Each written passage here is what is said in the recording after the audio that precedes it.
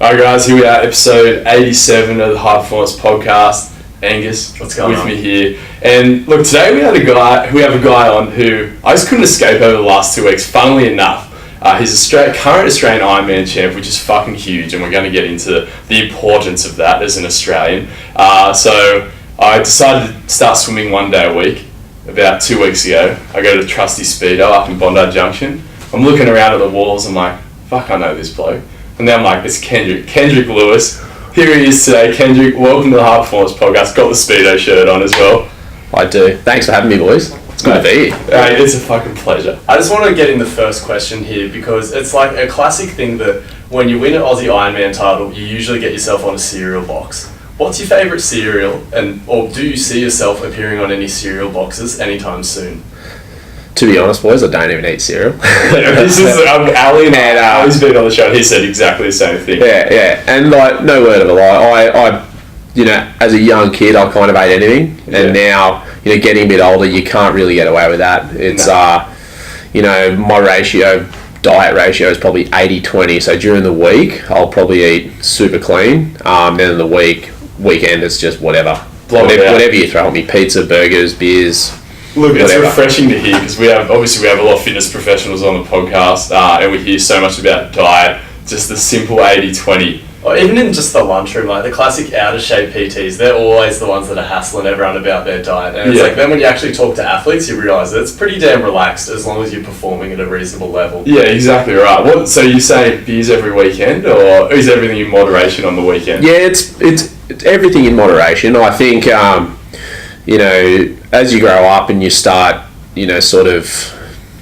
surrounding yourself with different people as life goes on, thinking more about life after sport and things like that. You do these, you go to networking events and there's always beers and champagne or wine or whatever. Sure. Especially you're sponsored by it. Yeah, Mum Champagne. Yeah. And how do you pronounce that? Because now I know how to pronounce it. Yeah, it's I don't Mum M-U-M-M. Oh, Mum. I don't think there's a right or wrong way to say it. Okay, as long as you're drinking it, get in there. Yeah, I think it's more Mum from the French guys. It's based in Champagne in French, so it's kind of like Mum. Yeah. Oh, so it's that legit stuff. It's from the region. Yeah, it's legit. Legit champagne.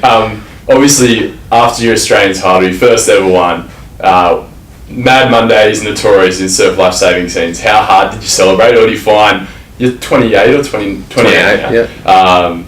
Did you party hard, or you kept it pretty chilled and just enjoyed the moment? You wouldn't need alcohol to enjoy a moment like that, hey? No, it's to be honest, it had been 10 years since I'd won an Australian title at that very beach. I bronze that year. So for me, it was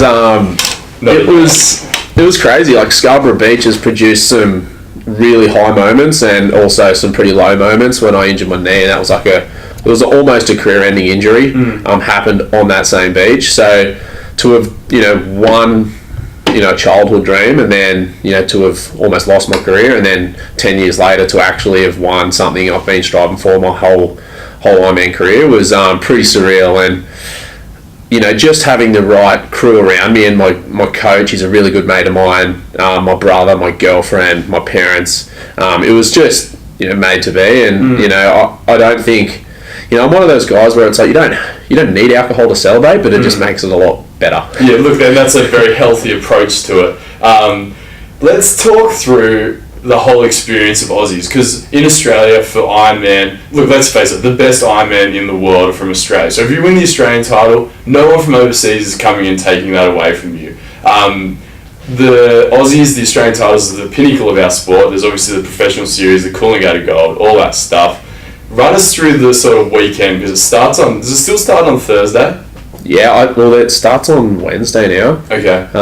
It runs from Wednesday to Sunday, and the reason for that was they kept Friday as like a half day kind of up their sleeve in case, big swell or conditions or weather dependent. So, we start Wednesday, Thursday, Friday are pretty much qualifying through the individual events, team events through to finals on the Saturday. And then Sunday, it's pretty much, you go from, in the Ironman, it could be 200 to 250 guys, and the Sunday, the final of 16. So, there's a lot of racing in those 3 days to kind of get to the final. And I feel like what a lot of overseas people and listeners don't understand is, like, even though you're in the top 5 Ironman, you still have to push and guarantee you make it through those rounds? Because last place can go to first place real quick, especially in wavy conditions. Like they jag a wave, they're right there next to you and you have to work hard. So it is a lot of stress on the body. How are you finding, like obviously it's in the back of your mind, like I want to win this Australian Ironman title. How were you recovering? Was there sleepless nights? Like what's the mental process that you go through? Yeah, this year was a super relaxed year for me. I finished up, I was working full time pretty much the whole year, and I finished up probably 4 or 5 weeks out from Aussies. My training had been somewhat decent, but before that kind of 5 weeks I just put everything into it. Leading into the Aussies, I had a perfect prep. I got there kind of a week early, helped with the junior guys that raced the week before, and just tried to settle in the routine. Ate well. I'd have a beer each night just to, the sun sets in the west, so it's almost inappropriate not to have a beer whilst watching that.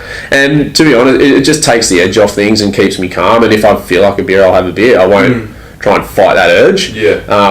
And then racing started, and it was.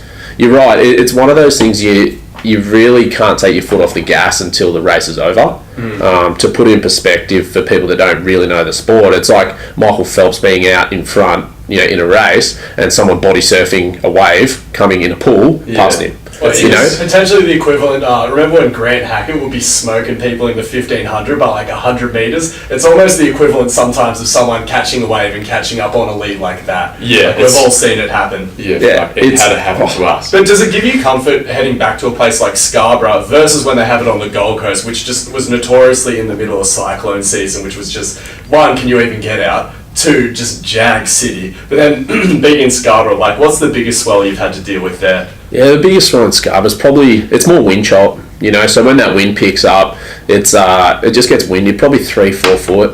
In saying that, on the Sunday there was a solid shore break, so it was probably a 4-foot shore break, and it's one of those things at Scarborough, you just got to get to the front and just stick to your own race plan and hope for the best, really. And this Aussies, I went through every round undefeated, so that's it was like the fucking way you want to do it. That's assertive dominance right there. Let them know from the start. Yeah, it was just one of those things. I just didn't want to leave anything to chance, and I was hungry for it. I believe that weekend I was the one to chase, and I sort of tried to stamp my authority early and get on with it. Yeah, fuck dude, I got so many questions. But next one is. Sorry, I was gonna say, is there any concern about going out hard in the heats and the semis, like as far as fatiguing yourself, or do you feel like you can fully reset overnight and attack it just as hard the next day just because of your training volume? Yeah, I don't underestimate any guys I race against, so I don't like to go out there and go, I'm going to conserve a bit of energy in this race, and then if something goes wrong, you're kicking yourself. So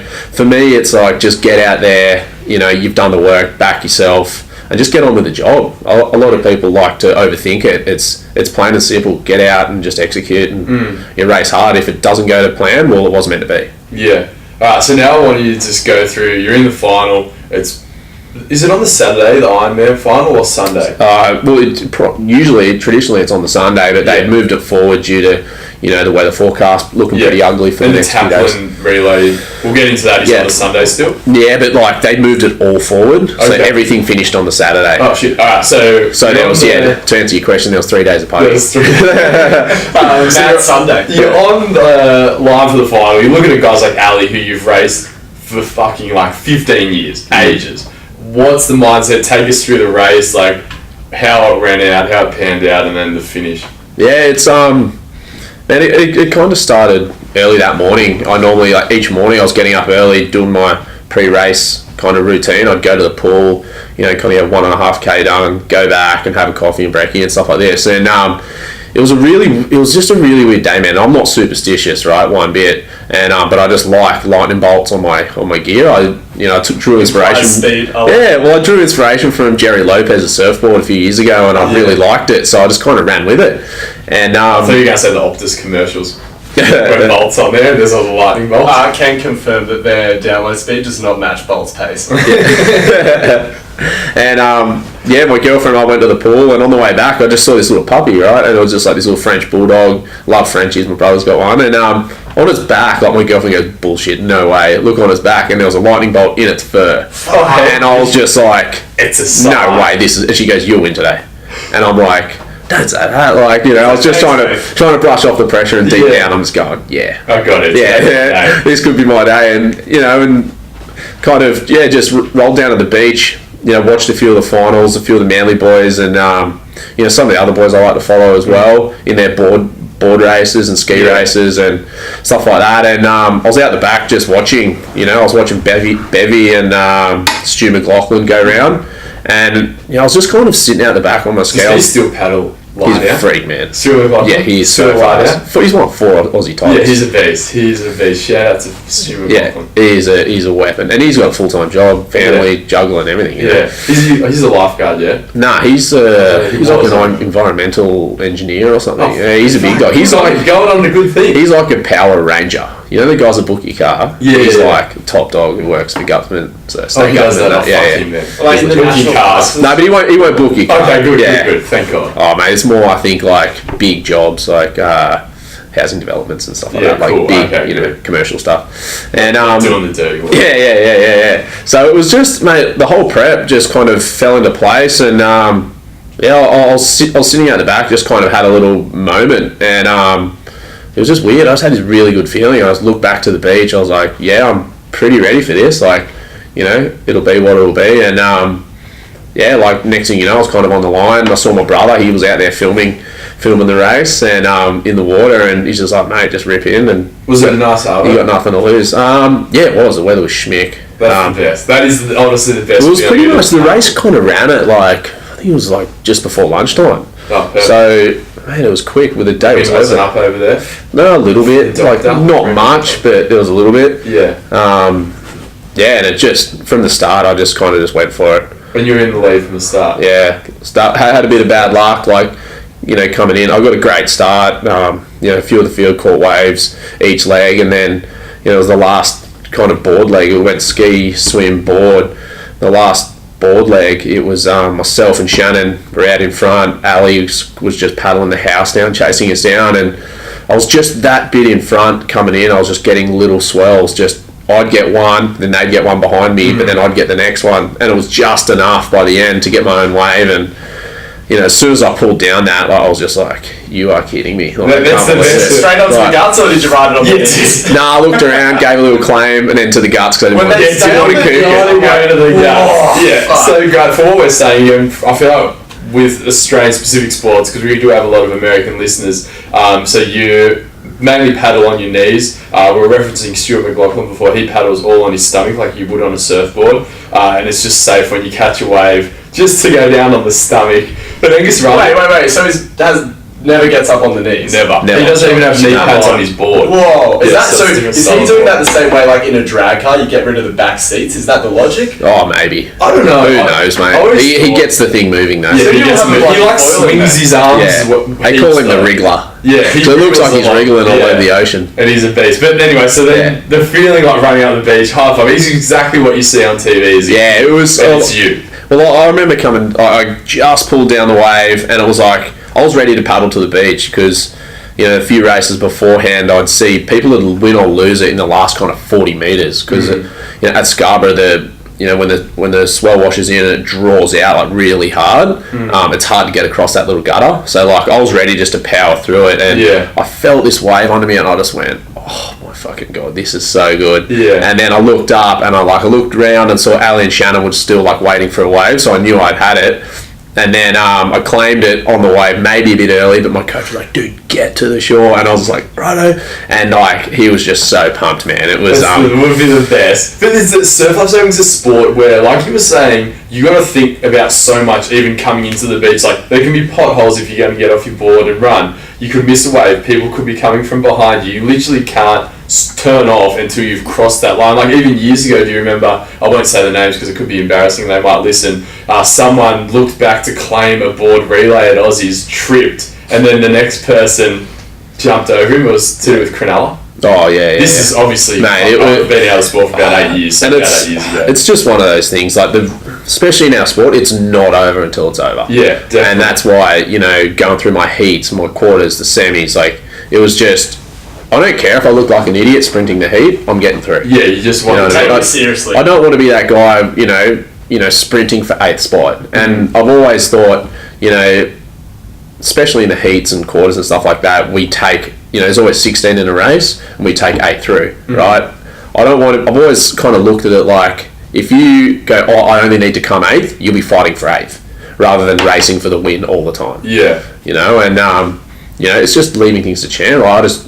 I don't become, complacent. I was once told that success breeds 2 things. It breeds confidence, but it also breeds complacency. And for me, it's like, yes, you do get that confidence, but as soon as you become complacent, mate, it's kind of like you got a massive target on your back, and Yeah. And then it was game over. And that was the end of the race. That was the Australian Ironman title.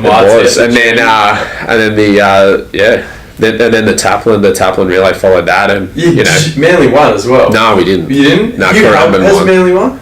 No. We won a couple at state. Yeah. We won the ski relay actually this year, surf ski relay. Yeah. With Nick Dorr and Sammy Spears, which was wild because it was like, 2 boys that like work super hard, in their training and in their professional jobs as well. Yeah. So to slip into a team like that with those boys who, it means so much to them. Yeah. Because they're just paddling the ski. Yeah. They fly to Scarborough to WA, from Sydney to WA, pack their ski. Like, it's an expensive exercise, right? For potentially 2 races. Yeah. And for me, it's like, I see that, I understand it, I appreciate it. And, no matter what team it is, whether it's a club team, an Australian team or whatever, I give absolutely everything I've got for those boys. Well, it's such a team environment, surf life saving, from even doing patrols as a kid. Then you have your nipper age group when you're going around, then like you said, your club, state, and then Australian titles. Just that sort of team atmosphere is huge. And the Taplin, again, for our overseas listeners, is 2 ski legs, 2 board legs, 2 swim legs. So it's your whole club, the best 6 athletes in your club. It's an amazing feeling. It's the last event of the carnival. There's 16 teams? Yeah, in the final. Yeah, so in the final, 16 teams times 6. There's guys in the water. It is the best club. The open Taplin relay is something you want to win, and it's also very enjoyable to watch on TV as a spectator. We've got an event coming up in Bali, I've noticed. Yeah. That's the... Did you say it was the world titles, right? No, it's not the world titles, but it's the world Ironman series. So this is a new thing. So this is a new thing. So Matt Poole, one of my competitors, and Matt Bevilacqua, 2 guys have partnered up with Finn's Beach Club in Canggu. And, so they organise it. These guys are 2 athletes. Yeah, 2 athletes that wanted to, reinvigorate the sport. Taking some initiative, that's heaps cool. Well, it is. Like, I think there's a lot of people that sit back and, potentially whinge and moan and kind of bitch a bit about... Just waiting for Uncle Toby's to throw some cash at them again. Yeah, I know. And it's, they sit there and go, we should be doing this, we should be doing that. Here's 2 boys with $0, put their hand up and go like, we're going to draw money out to actually put something on because our sport needs, reigniting. Yeah. And I take my hat off to the boys. So, and shout out to Kai Hurst, High Performance alumni. He's coming out of retirement for that event. What? Yeah, he's dusting off. Do you hide on social media? Didn't I tell you this the other day? I've got my head in the sand. Anyway, so maybe don't screw Byron Bay next weekend. Maybe we should jump on a last minute flight in August. Are you going to Splendor? No. I just like... Long story. That's next weekend. Break up last night. I just need to Yeah. go off to Byron Bay, blow off some steam, get like some Scandinavian women. Will be good because Splendor's on next weekend. Yeah. Angus's last I can jump that that far. Yeah. Oh, you can even set up a podcast up there, I reckon. Yeah. Anyway, forget about that. All right, we're coming to Bali, maybe. Yeah. We'll see. Yeah. Live from the stands. Look, that's great because it's something that the Ironman series has struggled with financially since the golden days of the Uncle Toby's series. With like, but I think that's something that's also held it back because everyone for over 10 years has always just been thrown back to the heyday, whereas now with some good strong international events again, like there's a pretty diverse array of events now, even within Australia. Like it seems like we might be on the verge of the sport being in a much healthier place and potentially sending it through another golden era, because I think I said on the Kai Hurst podcast as well, it's like there is a market for it. You look at the way internationally Bondi Rescue is such a successful show. I personally think the guys on the show are a bunch of goobers. Hey, except Josh Burke, that's one of my clients, he's a legend. No, he's a good guy. But the athletes tend to have like much stronger character and cooler personalities. I think that if it's marketed correctly, it could absolutely blow the sport up again. Yeah. What do you think? Yeah, Obviously, I totally agree. I think it's a way of exposing those personalities. You know, you've got so many different personalities in there. You know, you've got somewhat arguably the fittest people in the world, men and women.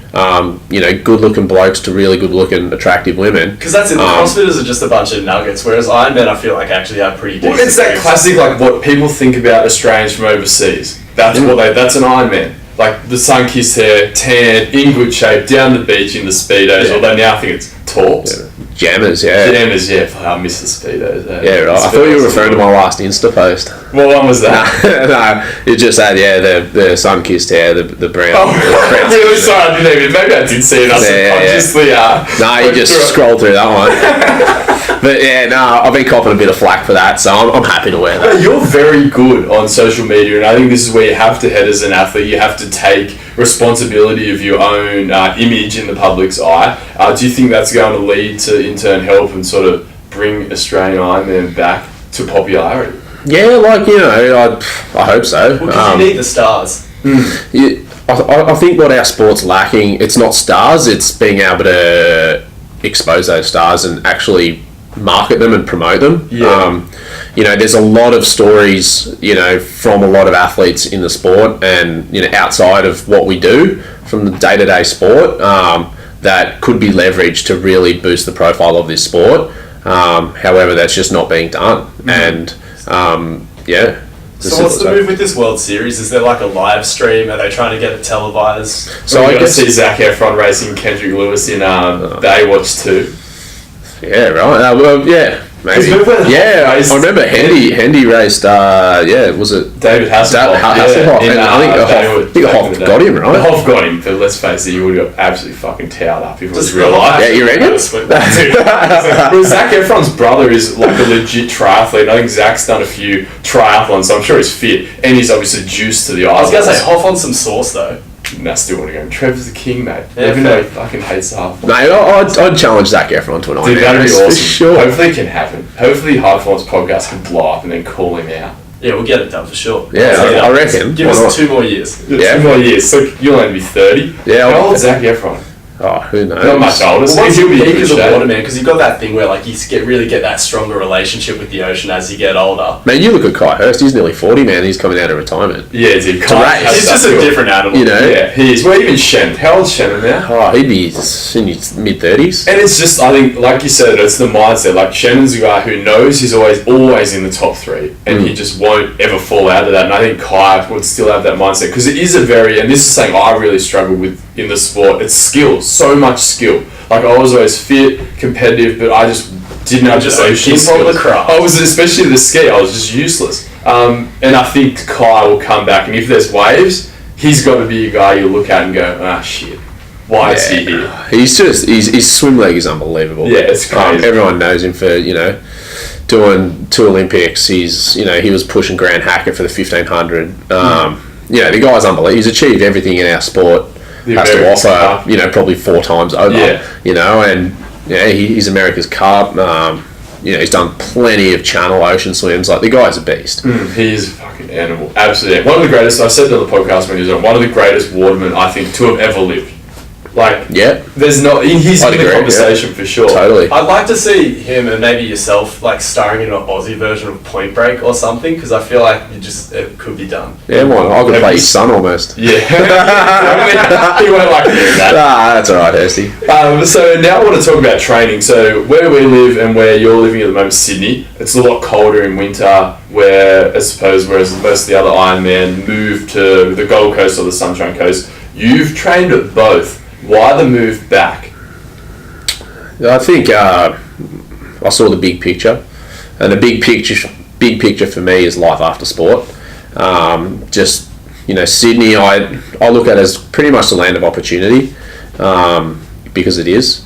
There's you look at it's in surf lifesaving clubs. There's such a diverse range of people who are involved in surf clubs. And it really, really pisses me off when I hear people say that, surf lifesaving give nothing to us, because if you kind of park that and you go, okay, you're involved in a surf club, you're one of the best athletes of what you do, look at the opportunities you've been given. Maybe it's not dollars in the hands, but there's opportunities presenting themselves daily from people inside that movement, which will help after sport. And that's where I think a lot of people just get caught up in this bubble and say, I want to be the best at Aussies, or I want to win it's the Ocean 6 series now. So the bubble popped for me, and I moved home. My girlfriend and all my support and everything was at home as well, and my friends, and I just want to be surrounded by a crew that actually cared about me down the track. As a person. As a person, and not just for the immediate sporting result. Totally. So I get the vibe that the Gold Coast in particular would start feeling like very, very small, especially coming from Sydney after a year or two, right? Whereas Sydney, it's just got that population. Well, Sydney's the best, but the trade-off obviously was freezing winters training. Yeah, you know what? It's worth it. Yeah. I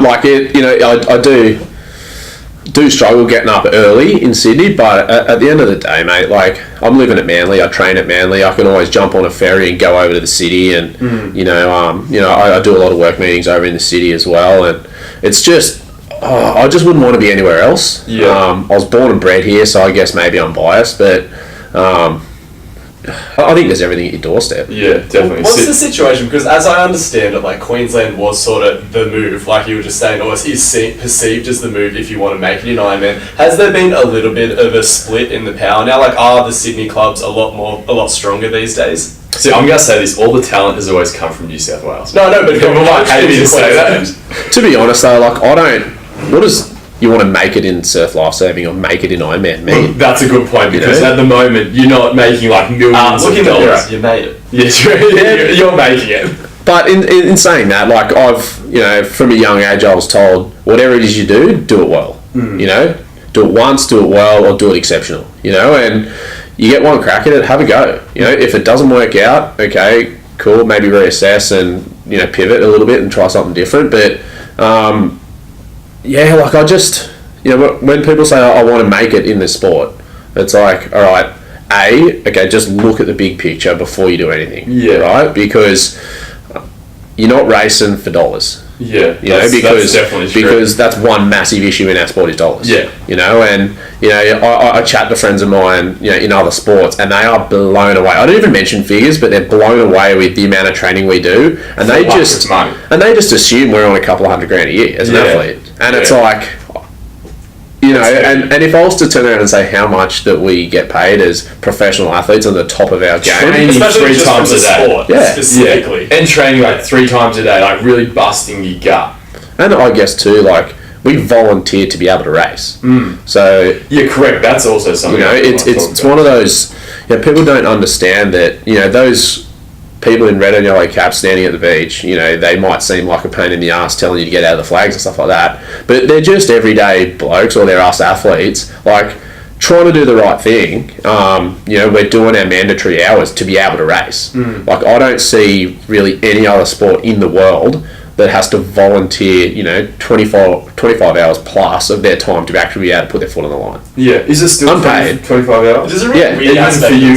See, I think I'm almost long service, so you've got to do 10 years, right, of patrolling the beaches to be able to get long service. Yeah. And I'm not saying it's a bad thing. I think it really teaches young kids the value of something and things like that. But at the same time, it's like, all right, when potentially does the organisation or whatever start investing in their athletes to use them as the pin-up boy and girls for their organisation? And that's the thing they don't. It frustrates me because Nippers are at an all-time high in terms of popularity, and really? that's your market there to be able to promote the Ironman to. It's just something because that is crazy. You don't really see, in a lot of sports, there's a lot of partying and stuff like that, and a lot of like scandals and things like that. Whereas in surf club, you don't necessarily have that on a regular basis. So it's like it's a pretty safe bet if you want to invest in an athlete that's in surf club, that they're not going to screw you over like that, and you're not going to have to tear down all the posters and things. Yeah, and get betrayed. Goddamn. Like the biggest bit of controversy in our sport, man, is like someone pulling your board strap at the can. Yeah. You know, or you're calling out someone on social media. Like it's nothing. Or someone stealing your bung. Oh man, that is the guy worst. called Thick Knox was throwing grapes into people's skis. Oh. Yeah, so there's. It's a man. I love it. I don't think Kendrick's heard that name in a long time. That's down The most pigeon.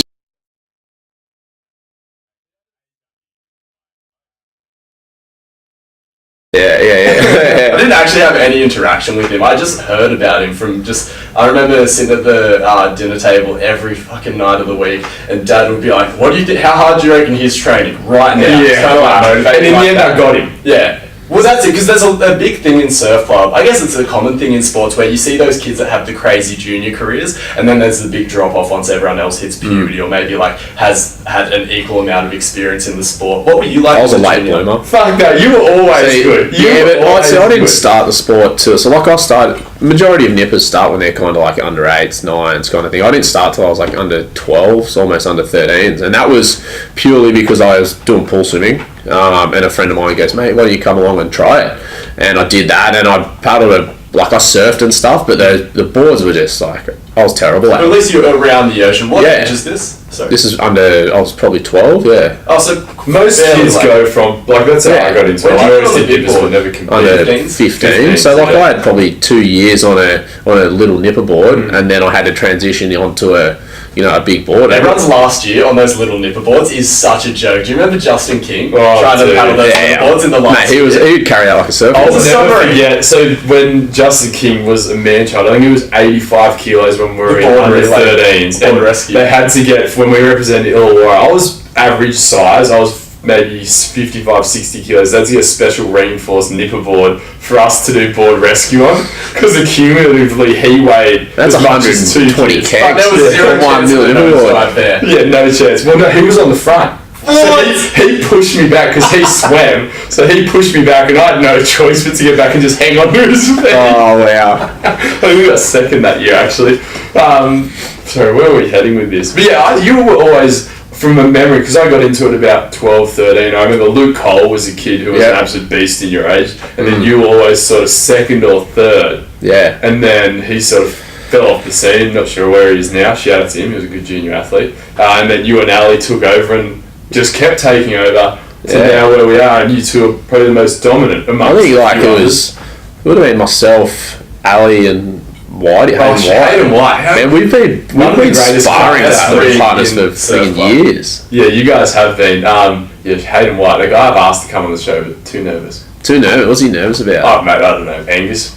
Yeah, probably. I'd request a shirtless interview. Is he still in good shape? Oh man, Whitey's got the best board on beach, mate. Every time, and he knows it too. So he flaunts it. Yeah, I just remember that shot of him on the ski, just from direct behind. I was like, "Fuck." Yeah, I've never. There's like, you see backs like that on Olympia, and then him. I spent so much time in the pool and in the surf, and just didn't have any shot of looking like that ever. Yeah, it's one of those. Mate, I think he's the type of guy that every bloke, he walks past and you'll chuck your shirt back. Oh, yeah, definitely. Yeah. No, shout out to Whitey. He's a legend. He's one of the best dudes of the sport. Yeah, he's such a good bloke. And again, I'd love to get him on the show. Yeah, the Dang has produced some talent, hey. Well, no, they're from Arilla. How dare you, Angus? Is Windang a shit club? Well, yeah, it's right next door. Windang's the last Illawarra club, and Warilla. Is that kind of like the Bulli Sand and Point discrepancy? Because Sand and Point was producing a lot of the goods for Bulli. Kendrick, have you heard of Sand and Point? Yeah. So that was my original club. He surfs, so of course. Yeah, true. Of course, you've heard that. Shout out to Burn Surfboards.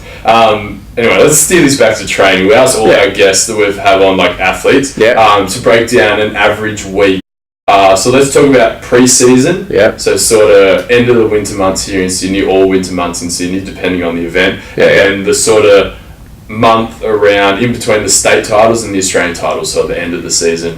Give us a week's training, what it looks like for you. Yeah, so I try and do a lot of pretty much the bulk of my work in winter.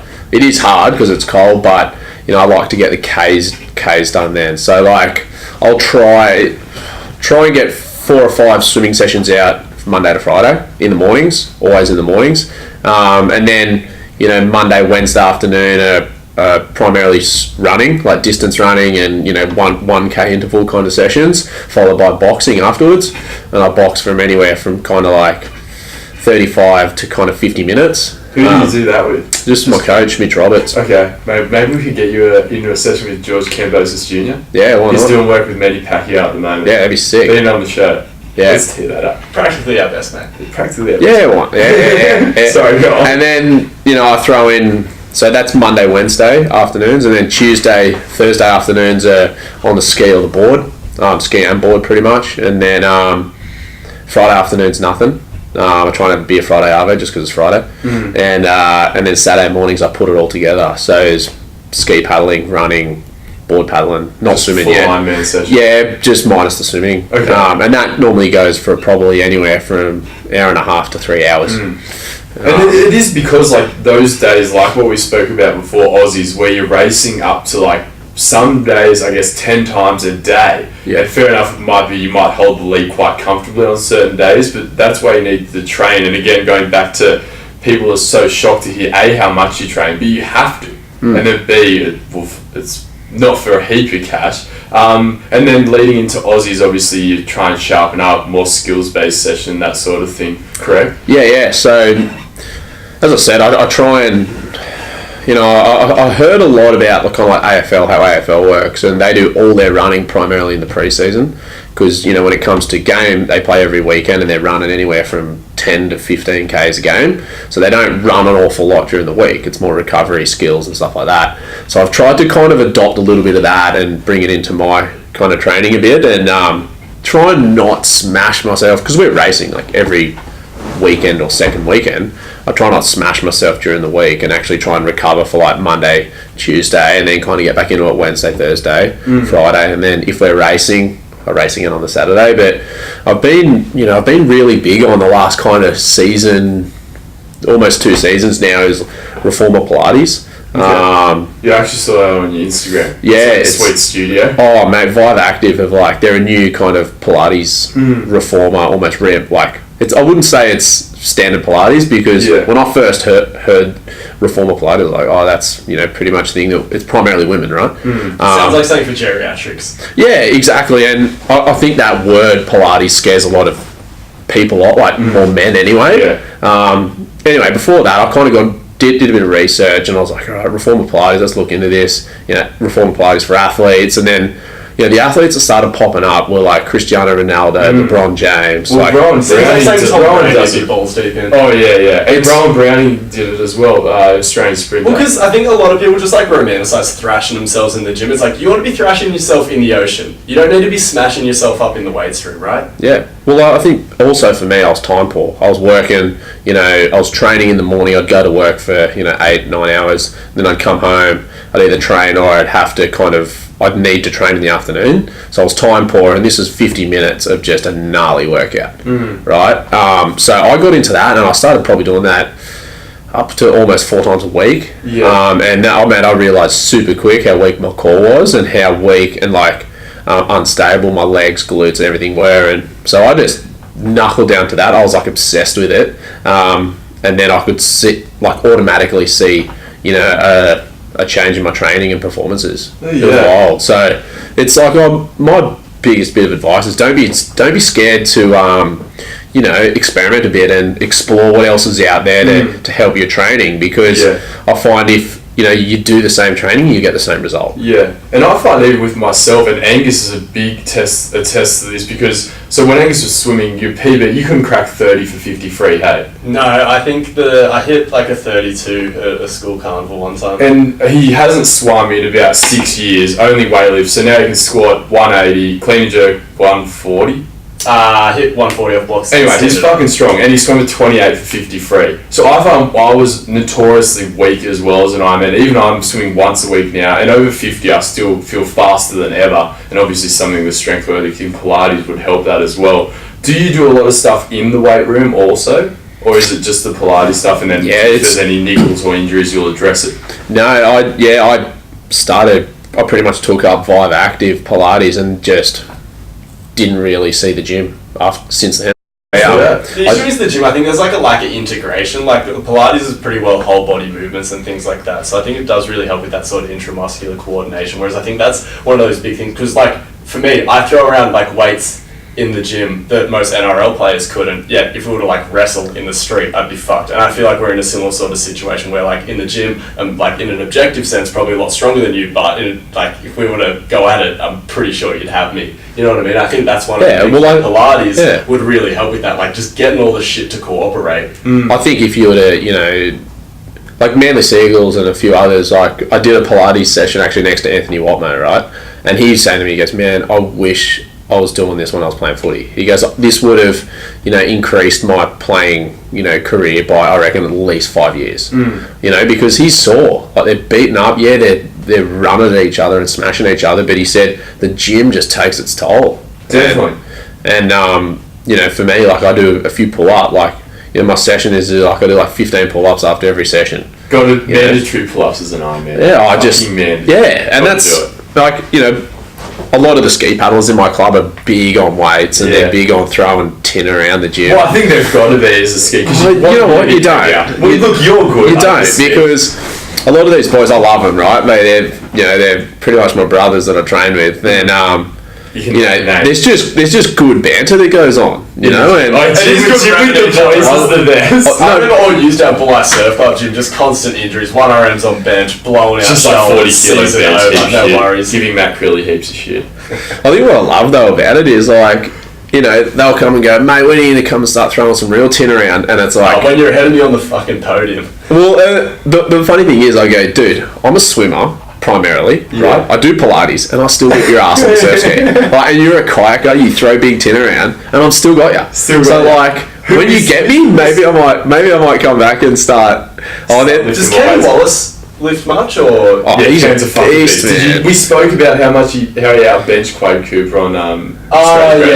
He did I swear he did like 50 chins or something in a row as well. He's a beast. He's a fucking beast. But is it because he's so good at the ski that he just happens to dominate the weight room? Yeah, I think he's just a big, strong guy. Like, he's just a gigantic man. Who's the best ski paddler at the moment? Bill Bain, remember Billy Bain? I remember he won Aussies this year. It was Billy, Mitch Trim. He was in Europe like my Ben Griffith's age. Yeah. So I'm still great mates with Griffo. Yeah. Shout out to Miyagi. What could have Mr. been? Miyagi. Yeah. Everyone knows, so people know I'm not biased, how good he was. Oh, mate, he was a weapon. The greatest athlete that never was. Yeah, I wouldn't agree with that, but yeah. Do you not remember how much he won the ski by in 2008 at Aussies? And I remember I came up to him, or someone huge, goes, what the fuck? He was blowing people out of the water by like 100 metres in the final. I think it's just like there's a big emphasis now on like the pathway through to the Olympics, right? And it's frustrating to see a little bit because, I'm all about go and chase your dream. If you want to be in the Olympics, go and do it, right? But like we have got this pool of talent that people are just picking from. Like why aren't we giving to these athletes? Like, I get, we don't have an Olympic sport. Okay, we don't have it. That's the reality of it. But like, let's put on an actual pro series. Yeah, back in the day. Like, there's so many people who chase that Olympic dream. Like, so much shit has to come together for that. Like, even what year you're born has an impact on that. Yeah. You know what I mean? And then even just like a flu can take you out like the week of the Olympic trials or something like that. Whereas a yearly series is something that just rewards consistency. You don't necessarily have to be that lucky to take it out because you are going to get more regular opportunities. And it can still be the pinnacle of the sport with all of the talent. Like, you can have a pinnacle of the sport more than every 4 years. Yeah, definitely. And it's something that hopefully, again, with these series, like people have tried to work out it the last few years, but hopefully this is this thing. And I think going international is a great idea. I feel like Bondi Beach on a packed day in summer when there's heaps of tourists down there would be the best thing for Ironman because you're going to have all these eyes. If they could tie it in, like get it shown on Bondi Rescue, something like that, people on social media. If I can know that the Hard Performance Podcast boys would be down there blasting it out. I think that would be exciting. You could be doing a live podcast down there. We could be doing heaps, mate. Do you think it'll go to Bondi? I'm waiting. Like Manly's obviously a great one because big on tourists. Yeah, I'd love it. To be honest, I'll take it. I'm an athlete that has a perspective of let's do whatever we can to get viewers. Like let's sell a show. like, I don't care if the format is boring for the athletes or unfair or whatever it is, but if it puts bums on seats and viewers, let's do it. Yeah, definitely. Like, gone are the days of, like, you know, listening to what do you athletes want to do? What suits you? Like, who cares? Who gives a shit what we want? Let's just sell a product that is marketable. What do you think is the best format for Ironman to be packaged and sold? Has to be waves. I think our sports, you know, it's suffered a little bit when it came to action sports. So, like, when guys are doing backflips, double backflips, front flips on motorbikes, on dirt bikes, like, you know, all of a sudden paddling out in, you know, 5-6 foot wave doesn't kind of look as scary, you know. But I think everything has its, you know, life cycle where, you know, maybe the next thing for Ironman is kind of esports. And maybe it could be. You know, it is that thing where, like, I think people are getting afraid of like CTE and stuff like that from a lot of contact sports and things like that. So Surf Club does sit in that cool kind of niche where it's like you're exposing yourself to some danger. You can get the heart pumping, but you're not going to get Parkinson's from it or Alzheimer's or something. So I think that you're definitely onto something there as far as, like, you want the waves, because, and again, then it also gives, like, a little bit of randomness to it, even though that does water down the competitiveness objectively a tiny bit. I think it, like you're saying, it's about getting the viewers. If someone gets jagged on, that's fine, because if 1 million people see it, they'll watch that guy next year come back for redemption. Do you think it could be a thing where, so you're at Manly, obviously you've got some great athletes there, there's like 3 of you guys that need to qualify, then they have like 1 week you're doing the Ironman, and there's a team event. Then the next week it might be board, or there always has to be Ironman, and so you have to qualify as a club. Do you think something like that could be appealing? See, I really love the team aspect. Like, from a young age though, like, I've only just started to miss that. Like, from a young age, I was really individual because it was, you know, I'd play team sports and I'd get really frustrated that my team members weren't putting in the same effort that I was, right? So that had really, really bugged me. So I went, you know what, I'm just going to do individual sport, and then I've got no one to be pissed off at but myself. Where I think what Matt Poole and Bevy with his World Ironman series, there's going to be, I don't know the formats exactly, but there is some concept, a team concept involved. And what I'd like to see that going, the direction that going, is having privatised teams. So it's like, all right, a company can come on board, kind of like the IPL, and sponsor a team. There's a salary cap, so here's X amount of dollars. By your athletes. Yeah, that's cool. That's a good idea. Like a draft pick. You know, and you go, oh, what, that athlete, and you represent a company and a brand, and that's like Speedo versus Fins versus Engine versus all these. Exactly. Even them, the swimwear sponsors could, you know, put together a team and go like, bang, we want these 4 athletes over this format. And that mitigates the risk as well, because like we're saying with that Uncle Toby's situation, like if Uncle Toby's or Kellogg's dropped off, which I think they did, it's just dead in the water. Whereas that, you kind of hedge your bets a little bit. It's still an awesome opportunity for sponsors, but then when one of them does drop off, you're just not left with that huge deficit all of a sudden.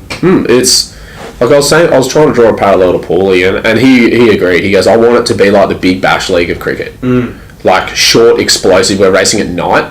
We've never raced at night. I want to see, lights. Shout out to Matt Bevilacqua for catching that wave with ship sterns on a paddleboard. I want to see you guys. Oh, you should have seen the one he dogged. Around ship there was a bomb that he dogged. Dude, sorry, Bevy. Racing around ship sterns anyway, something like that. Like do a whole documentary about it, the paddle out. But I totally agree. I think something like that could be really exciting. See, one of the best things I've ever done in this sport was Deep Water. This Deep Water TV show that we filmed. Yeah. And that was like in California. Yeah, we did in Cali, and it was an 8-part TV series. So we had like 8 challenges along the way, all around California. We went to Vegas as well. And it was 8 challenges, kind of somewhat to do with Ironman, pretty much, and then others were just completely right field, and we had no idea what we were doing along the way. I think they could kind of learn a little bit from CrossFit, maybe what some of the things they have. I love that idea. Yeah, like every year, like Rogue does come up with a new piece of equipment, like the pig or the worm or something like that. They can't. I don't think you change. No, but like but I don't think it needs to be surf life-saving. I think Paulie and Bevy could turn around and go, right, we've got this event in Bali. Pack your skis and your boards. Yes, there will be that aspect, but one aspect could be you're doing a trail, a full trail run in the back of the jungle. Yeah, and I think on a slightly different tangent, so going back to CrossFit. Because then you can show off the beasts that are in the sport as well. Yes, definitely. When are we going to see Ironman in the CrossFit Games? I thought you were saying fuck. See, I think no, but there's so much running now. There's biking. There's a lot of endurance. Well, this deep water show we did. The first challenge we did was Murph workout. It was Murph followed by like an M-shape Ironman race. Yeah. So we did is it a mile? You do a mile run. And it's all body weight, yeah. Yeah. So we did all body weight. We did a mile on the soft sand. Came back straight into. We had to do 100 chins like straight into 200 push-ups into 300 squats. The mile run followed by a 500 transition into like it was like a 500 swim, 700 That's so fit. For anyone who doesn't do surf club, I can't watch you do that and then compare myself. Whereas if you have that element, you still got the surf, you still got those skis, but then you're also doing like a water or something like that. Yeah. I can still then compare myself to you. And I think that's something that has helped CrossFit be so successful. Yeah. Well, maybe to the point where they do have an open or something, or... Well, I've actually like even started, it's made me aware of times, like how long it takes people to do Murph. Yeah. Like we did it without the weight vest. But like I think we finished Murph in like 28 or 27 minutes. Like, and I don't know if that's good, but I think it's... Someone will I write wonder in. what a top CrossFitters doing. We'll have to look into that. Someone can you write in? But I guess there's got a weight vest, right? Yeah. So like, there's the option weighted Murph. And then there's like options for like indoor series, outdoor series as well. Because with the indoor, that's when Kelly Slater's water park. You can have world records. 100%. I'd love to do a race at Kelly Slater's water park because you could time when the waves are coming. Yeah, you could actually dictate where the waves are. And then if you know you're at a point in the race, it's like shit, the sets are coming through in 30 seconds, I've got to catch up. Well, you don't get an option. Can you get up Brendan Sharp's Instagram? I just want to show Kendrick saying a wave pool. I don't know where it is, but you don't get an option. It's just like waves. Everyone, when you're paddling out, there's waves. Yeah, exactly. And it's consistent. So no one's getting the fair alley. It's a straight wave. Watch that. I feel like that wave pool could be one for it. Dude, that is wild. Yeah. I don't know where it is. Maybe can you scroll through the comments quickly? See, because Kelly's pool, they reckon it's 700 metres long. Yeah, so it's a good distance. Mate, that's massive. Yeah, it's a really good distance. You can run around the outside. And even like the skills component of board, I know there's the Shaper's Cup or something. Yeah, Manufacturer's Cup. Manufacturer's Cup, sorry. Which is essentially a skill, like a board. That's a great concept. It's a bunch of guys just trying to be innovative, and it's good. It's good, healthy for the sport. Yeah. Speaking back of CrossFit, it's in Japan. There we go. You guys race there sometimes for that. We do. I think a team's just been. Tumi, they have to paddle the board. Have you ever thought about reaching out to her to give her advice? Who's that? Tumi. So she's the Australian chick who won the CrossFit Games last year. She won gold at weightlifting at the Com Games. They paddle boards at some years at the CrossFit Very Games. well, as you can imagine. Horribly. But I think you should do a CrossFit. Can they put them on a ski just so we can see them all just hop in, flip out? Well, the board because some of them had never seen a board. I watched that, man. So they had no concept of where to land. The first year they had to swim, one guy was like, sorry, I can't do it, don't know how to swim. Yeah. Because there was one guy, I don't know who it was, it might have been Colin Porter. It was Colin Porter. He absolutely nailed it. Yeah, he was so far in front. He would have been so stoked when they announced it. Yeah, that's why I think there's a place for certain Ironman in CrossFit. Who do you think would be the best at CrossFit from the Ironman series? Oh, I reckon Whitey, for sure. Good point. Mate, he's built like a CrossFitter. Maybe he's a bit under 5'11". Yeah, as long as you're under 6, you're generally pretty sweet for CrossFit. So I've got a CrossFit build. Like I'm not even 6 foot. Yeah, true. You can put on muscle a bit. But man, I'm bottom half. I'm real tail heavy. That's what you want. No, just get some Psalms in. I'm alright on. Just take what everyone else is taking. Yeah, I'm alright on the squats. It's just the chins will get me. No, you learn to cheat those anyway. Yeah. Whitey Hayden would be a good one. No, he would never change though. Maybe that could be you. Could be the Hayne of surf life saving. Oh yeah. I feel like I don't know if that's a compliment or not. I don't know whether to take it as a compliment or offense to it. Right, should we get into our scripted questions? That's been good. I really love. I'm still very passionate about Ironman and surf life saving. I love getting you guys on to talk about it, and I really hope one day we can build the High Performance podcast big enough to be able to really help keep building Ironman as a sport and get it back to where it should be, a high-ranked Australian the high performance team. I think there could be almost like you have your high performance podcast, and then off to the side you got the you guys could do the surf life saving podcast and actually interview people involved in it. Like it could be athletes, it could be. Doesn't Josh Minogue do something like that? Yeah, he's Or doing does he just something, but I commentate? don't really know what it is. But mate, the people that are in surf lifesaving, Yeah, like like characters. imagine sitting down with, like there's a guy in my surf club, Matt Curl, right? He's a partner in a law firm, right? Yeah. Why is he involved in a surf club? Yeah, exactly. He is so busy Yeah. and just like has got no time really, Yeah. but wants to give back. Yeah, exactly. Like, tell us about that. I want to know. Exactly. You know? Mate, the Kendrick Louis podcast. Oh, let me know. When you got Yeah, this one, yeah, I'll yeah, just set it up. Yeah, it's just episode 1. Yeah, this is episode 1, mate. Yeah. You can share it out there. Alright, scripted questions. Let's get stuck Give it in. to us. We know you put a bit of thought into it. Your top 5 athletes Mate, of all time. Of all time. Yeah. So your favourite athletes of all time. What have you? Okay, so what I've got is like 5 athletes that I want to have a beer with. Well, that's good. That's good. So like, They don't have to be the best though. yeah, and you know what? They probably are the best. It's good too. That's good But too. it's more. I've got top 5 athletes I'd want to have a beer with would be Fine. Conor McGregor. Nice. I guess he's pretty popular because it's He's. I Might be think shot in a line. he can these talk days. smack. Yeah. But another one, Lewis Hamilton. I just reckon Good one. I reckon he's just classy as.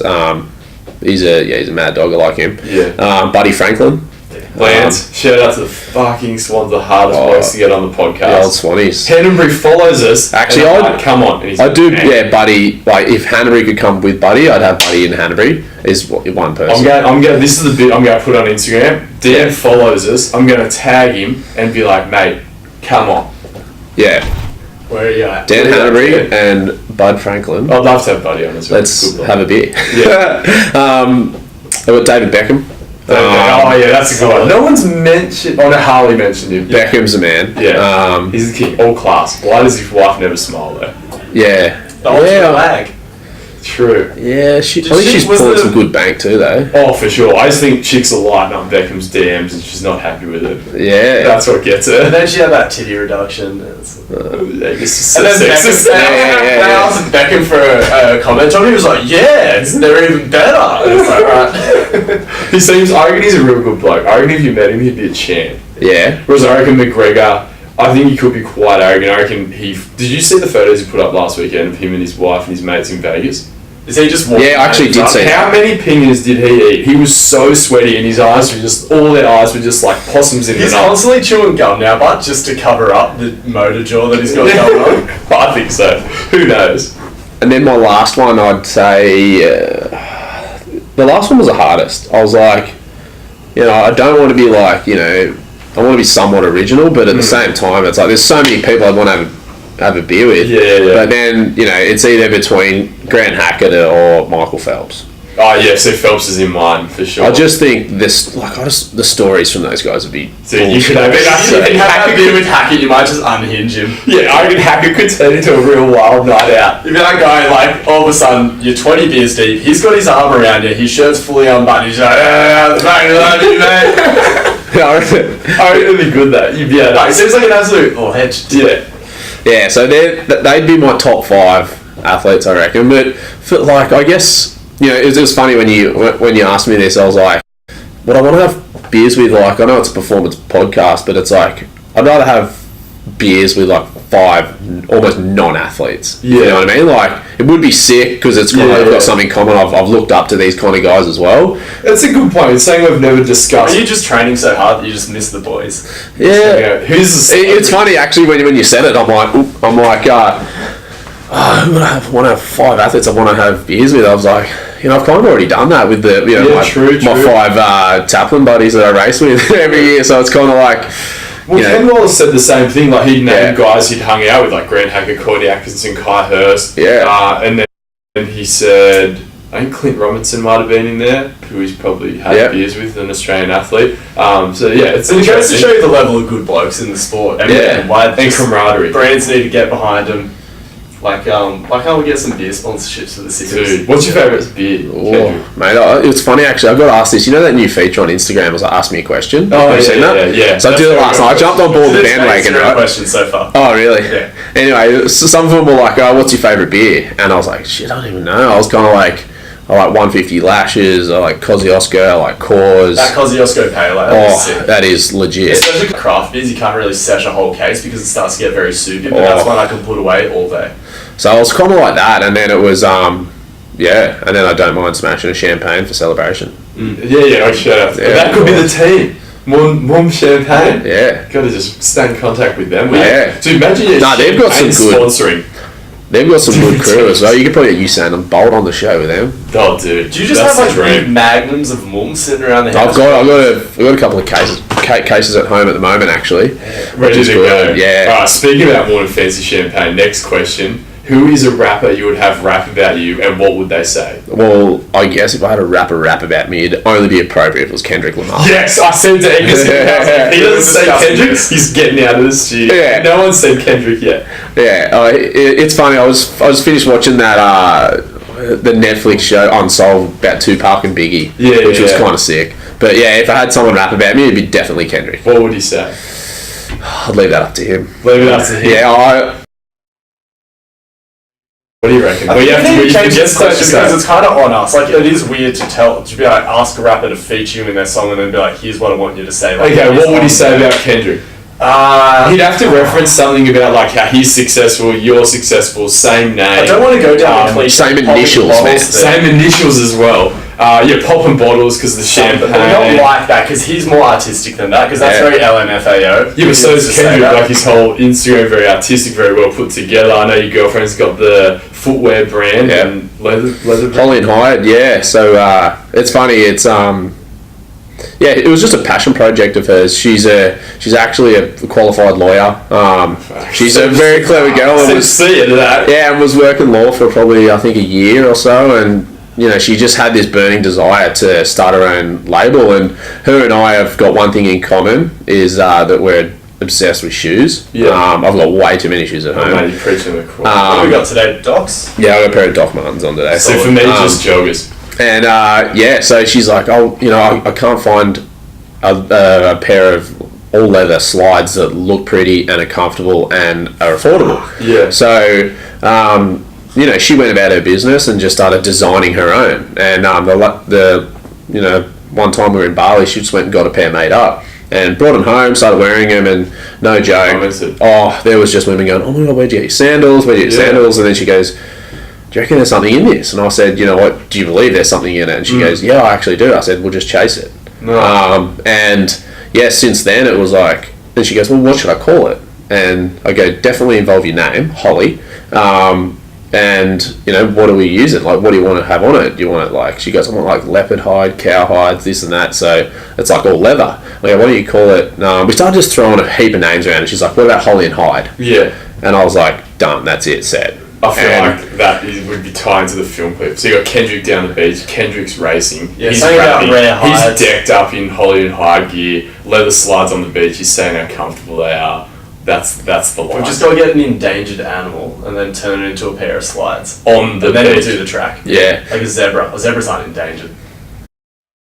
I guess at the moment we just don't want to offend too many vegans out there at the moment. Hey, we've offended so many people on this show, a couple more won't. Hey, I was vegan. For a day. Yeah. So you get offended. Yeah, so you know, I'm one of them, you know? Yeah. In there. Alright, Kendrick, last question before we get you out of here. What would your death row meal be? Veggies. Now they're back on side. Death row? Oh, mate. If you were to ask Holly this, my girlfriend, and she'd definitely say the pizza or burgers. Yeah. Well, you're a bit of a foodie on Instagram. I am, but I've always just got to go to, like, what night was it? Wednesday night. It was last Tuesday night. Yeah, she was busy with work. She was out meetings, and I just finished training. I'm like, what are we gonna get for dinner? Pizza. Yeah, you know, it's just, I don't know if it's the every male kind of go to. What are you doing, mate? Are you just like a Pizza Hut flog, or are you doing a primo? Yeah, I go crust. I went half. That's a good midway point. Half, yeah, but if I have a whole one flavour, I kind of get a bit sick. So I went half peri-peri, half prosciutto and rocket, which was pretty good. However, like I just love any food. Yeah. Like I'd love to down the track, just open my own bar or something like that and have sick food. And are you mates with Hems? Yeah, he's got some really good. Like he's one guy actually. I had had a list of people like non-athletes that I want to have. You know, so if I could have like 5 people in a room that weren't athletes, it'd be hands down. I'd have Richard Branson. Justin Hemmers. So Hemmers is a guy. He's like a restaurant and nightclub mogul here in Sydney, Australia. Can throw a party. Can throw a party. Yeah, he's the man behind the Maryvale group. So what's he doing? They're smashing down Ivy? Is he going to come up with another flagship club for Sydney? He's putting a hotel in. Yeah, big hotel. So he can still party there? Yeah, you will. There will be, places to party. I'd have Kevin Hart, Mark Wahlberg and Justin Bieber. What would you ask Bieber? Mate, I don't know. I just reckon he's a baller. A lot of people don't rate him. I think they kind of still picture him as this young kid singing that baby song. Didn't he just get engaged? Haley Baldwin was showing us on the couch the other night.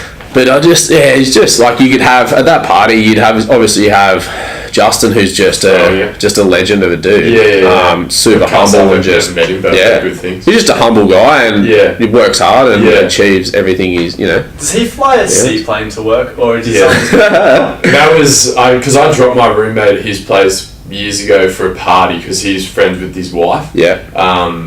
And then I heard the rumour. He told me the rumour that Hems flies a seaplane. Mate, that's pretty boss, right? So it's true. I know he owns one. Fuck! Yeah. And here we are sitting in traffic. Yeah. A seaplane's just like a whole nother level. That's like one step above a chopper, I think. Yeah. And then it goes private jet after seaplane. Yeah. There's actually a really good video on Justin. I watched it yesterday. I'd only just stumbled across it. It's called like the Hahn Academy, like the Beer Hahn. Oh yeah. They did an academy of they got all these influential kind of speakers in, and one was Justin. The other guy was another guy was the guy that started Deus Motorcycles. Oh, hefty. Anyway, Justin was one. Yeah, just tells his whole story from start to finish. And man, if you don't see that and draw parallels and just feel inspired afterwards, it's like, man, that is just cool shit. What was it called? Sorry. It's called the Hahn Academy. Okay, I'll have to watch it. Yeah, if you just type in obviously Justin Hemmers video or something, but it was really, man, it was sick. I watched it and I was just hooked because it's like, people, look at this guy and go, man, you're just a freak. Like, look at the empire you're sitting on. It's like he takes you back to how it started. Yeah, that would be cool. And lays out the process. Yeah, and it's stripping it all back to basics. It comes back to like something you're passionate about and working hard. Yeah, and have a good team around you and listen to your team. There you go, guys. It's it all sick. Comes full circle here at the High Performance Podcast. Apply that back to your lives. Totally. Kendrick Louis, thanks for coming on. Before you get out of here, what do you got upcoming? Sponsors, Instagram, wherever I can follow you. The mic's yours. Yeah, so I guess Instagram's at kendrick.louis. I've just started, my brother and I have just started a content media agency. So that's keeping me super busy, and he's actually coming over to do all the production for the World Ironman Series Bali. We've got a few other jobs on the go at the moment. Obviously Holly and Hyde's a big client of ours, Holly's business, and we're just trying to get that out there as much as possible and have it looking as awesome as possible as well. They're doing mail slides as well? Yeah, so... Thanks, and I love our slides. Yeah, we are about to do a mail range. We've just been designing a few different kinds of styles. I guess the biggest thing here in Oz is I draw a lot of inspo from over in Europe because they're always like that kind of summer. I'd say summer in front. But I'm still unsure as to if it'll be too fashion forward yet for the guys here. But it's going to be just getting out there. It can't be worse than it's going to be an upgrade, a definite upgrade from the Adidas slides. Dude, I love the Adidas slides. Shit, one of the gamers here, Calvin, we're getting him on next week. You need to get that bloke. He was in Gucci slides and socks yesterday, looking fly. But man, Gucci slides, they're expensive and he's got it. And what are they, rubber or plastic or? Rubber and then a bit of leather on top with more rubber. Oh. Yeah, see then you have the Stone Island spray, Gucci on the eyes. Yeah, really. Has he got a gold too? No. That's coming. Ain't running the grills yet. Yeah, not yet. Yeah. He's only 19. Yeah, you're right. Esports is getting there. Mate, esports is big. Esports is crazy. Next week we're diving headfirst into it. It's going to be awesome. Well, it's funny when you ask me who are the 5 athletes you want to have a beer with. I'm like, does esports count? 100%. Because 100%. Man, you look at esports athletes now, they're getting paid almost more. My old mate from Fortnite. Ninja. He got 600k a month just in stream, donations off Twitch alone. No, that was subscribers, so not including donations. he makes 600 off subscribers alone. So they're just people who want to engage in the chat, use the emojis, and be notified when he's on. It's on crazy. top of that, he gets donations. But it's trickled into the like all the French players do the Fortnite dances as celebrations. Like Gressman knocked in that goal outside the box on. What are some of their dances? So they'll go through like the dabs and they do like the chicken dance. Oh yeah. They do the flossing, the worm. They do. So it's flossing from Fortnite. No, it's from the Backpack Kids started flossing. Do you know him on Instagram? Has the money dance, which will be on Fortnite soon. What else is on Fortnite? Man, hopefully he's getting donations. Yeah, he'd be getting donations. He has like 2 million followers on Instagram. Yeah, but we're going to talk about all this because I play PUBG, and that's the alternate to Fortnite. Yeah. And I think PUBG was suing Fortnite because they ripped off their idea and just sort of made it a bit more cartoony. Do you play? No, I'm not a gamer, but I wouldn't mind getting into it. So you can play PUBG and Fortnite on your phone. So I play on my phone as crazy graphics with my mates, headphones in, and it's like, did you ever play Call of Duty Black Ops? Nah. So I've made a massive gamer. You're being good at sport. Yeah, right? but like, talking about Stu McLaughlin, mad gamer. what does he play? Oh, name some. Bit of everything. Like Fortnite, PUBG, FIFA, NBA 2K. Nah, it's one of those. Call of Duty, League of Legends. League of Legends. I'm pretty sure it's League of Legends. Tell him to tune in episode 88. I think it's League of Legends. Shit. Yeah. Or is it Dota? Nah. Overwatch? No, it's one of those ones where you go and shoot people and. It's not like CS:GO. it's an animated game. It's pretty Fortnite then. No, it's not. It's not Fortnite. I'm pretty sure it's League of Legends. League of Legends is like click and they follow 5 little characters that sort of like kill their base. Yeah. Anyway, I'm pretty sure it's League of Legends, eh? Okay, well that's what these boys play here. So they'll go for episode 80. League of Legends got like the gold, silver, or whatever it's called. Like, what are the levels called? Gold, silver. No, I think it's Overwatch because that's where you get certain rankings and stuff like that. Well, because you've got to. Maybe it's not legal. Anyway, Stuart McLaughlin, we're speaking about you a lot. Maybe you need to get him in on the show. Yeah. He'd actually a good chat. Super controversial. No, I remember he was a real nice guy. Love it. Oh, you'd have good chat with him. Yeah. Alright guys, we're into there. Kendrick, thanks again for coming. Thanks for having us, guys. Check out everything. I was almost ready to like clap us out on that one. This is such a sick. Hey, let's cut Yeah, should we clap it out? Yeah.